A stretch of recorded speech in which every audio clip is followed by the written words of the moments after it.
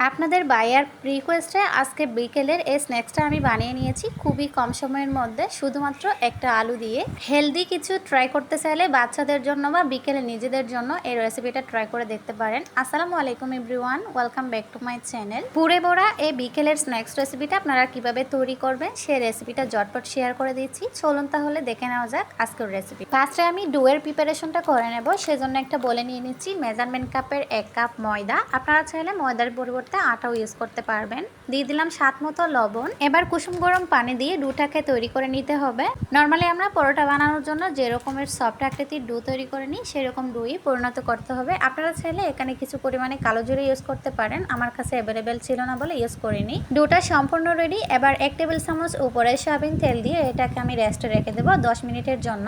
এই ডোটা যতটা বেশি রেস্টে রাখবেন আপনার নাস্তাটা ততটাই ফুলকো হবে, মচমচে হবে। ডোটা রেস্টে থাকতে থাকতে অন্যদিকে আমি ভিতরের পুরটা রেডি করে নেব। সেজন্য মাঝারি সাইজের একটা আলু কুচি করে কেটে নিয়েছি পরিমাণ মতো কাঁচা ঝাল কুচি আর পেঁয়াজ কুচি।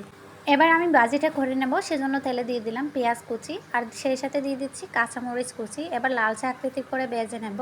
পেঁয়াজটা সফট হয়ে আসলে এ পর্যায়ে অ্যাড করে দিচ্ছি সামান্য পরিমাণে হলুদের গুঁড়া আর স্বাদ মতো লবণ। আমরা গৃহিণীরা কম বেশি সবাই পারি আলু ভাজিটা করতে, তবে এই পুরটা রেডি করতে একটু খেয়াল রাখতে হবে যেন বেশি নরম হয়ে না যায়, একটু জোরজোরে টাইপের থাকে আর কি। মশলাটা সম্পূর্ণ কষানো হয়ে গেছে, এ পর্যায়ে কেটে রাখা আলুর ঝুড়িটা দিয়ে দিলাম। এবার সম্পূর্ণভাবে মিশিয়ে আমি ভাজিটা করে নিচ্ছি। সামান্য পানি অ্যাড করব যেন আলু কুচিগুলো তাড়াতাড়ি সিদ্ধ হয়ে যায়। মাত্র কয়েক মিনিট জাল করছি, এর মধ্যে আমার ভাজিটা হয়ে গেছে। এবার সামান্য পরিমাণে ভাজা জিরার গুঁড়ো অ্যাড করে আমি নেড়ে ছেড়ে এটাকে নামিয়ে ঠান্ডা করে নেব।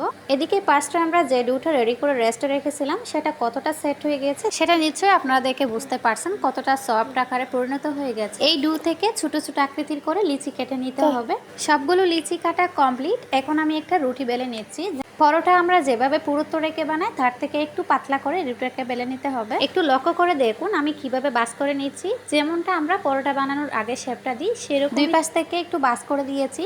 মাঝখানে বরাবর একটু জায়গা রেখে আবারও দুই পাশ থেকে উঠিয়ে দিয়েছি, দেখতে পাচ্ছেন। এবার বাস করা রুটিটাকে উল্টিয়ে দিয়ে চারপাশে আমি পানি লাগিয়ে নেব। এই পানিটা আটার কাজ করবে। এবার বাস করা রুটির উপর মাঝখান বরাবর আরোর পুরটা দিয়ে দিতে হবে, দেখতে পাচ্ছেন। এবার এ কোণা থেকে এ কোণা দুই পাশ আমি যেভাবে সেট করে নিচ্ছি সেভাবে বাস করে নেবেন। দুই কোণাটা ধরে এভাবে ছাপ দিলে লেগে যাবে সেম ভাবে, আর বাকি দুই কোণাটাও এভাবে সেট করে নিলে দেখতে পাবেন 4টা কোণা সৃষ্টি হয়ে গেছে। এখন 4টা কোণাকে এভাবে চেপে চেপে লাগিয়ে দিতে হবে যেন পুরটা বেরিয়ে না আসে তেলে দেওয়ার পর। দেখুন কত ইজিলি আমি একটা নাস্তা বানিয়ে নিয়েছি। একটু আপনারা চাইলে চেপেও দিতে পারেন, আমি এরকমই রাখবো, এটা বাজার পর দেখতে খুবই ভালো লাগে। এরই মাঝে আমার সমস্ত পুড়ে বড়া নাস্তাগুলো রেডি হয়ে গেছে। চুলায় পর্যাপ্ত পরিমাণে তেল গরম করে নিয়ে এবার একে একে আমি নাস্তাগুলো তেলে ছেড়ে দিচ্ছি। অবশ্যই মিডিয়াম গরম রেখে তেলটাকে আপনারা নাস্তাগুলো ছাড়বেন। একে একে আমার সমস্ত নাস্তাগুলো তেলে ছাড়া হয়ে গেলে কিছুক্ষণ পরে দেখতে পাবেন নিচ থেকে কালার আসতে শুরু করছে। এরপর যে একটা একটা করে উল্টিয়ে দিতে হবে। দেখুন কতটা সুন্দর কালার আসছে। এভাবে এপাশ ওপাশ উল্টিয়ে ব্রাউন কালার করে ভেজে নিলেই আমাদের বিকেলের স্ন্যাক্সটা সম্পূর্ণভাবে রেডি। পুরে বড়া এই নাস্তাগুলো ভাজা হয়ে গেছে। এখন আমি একে একে তেল জড়িয়ে একটা প্লেটে উঠিয়ে নিচ্ছি। দেখুন নাস্তাগুলো দেখতে কতটা লোভনীয় লাগতেছে, আপনারা নিশ্চয়ই কালার দেখে বুঝতে পারছেন।